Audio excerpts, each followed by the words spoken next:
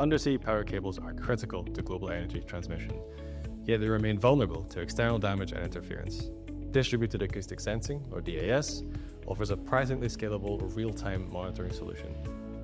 By leveraging the optical fibers which are already found in these undersea power cables, DAS converts the cable into a dense array of virtual sensors, which can detect acoustic and vibrational signatures along the entire cable route. With our processing algorithms, the data generated by DAS can be used to determine cable damage, interference, and indeed any other environmental risks, such as trawlers, dropped cargo, or even dragging anchors. At Marlinks, we offer continuous monitoring of these undersea power cables by DAS, providing early warnings, reducing downtime, and most importantly, protecting critical infrastructure. We're continuously developing new DAS monitoring products and services as part of our Marlinks dashboard, turning raw data into actionable insights.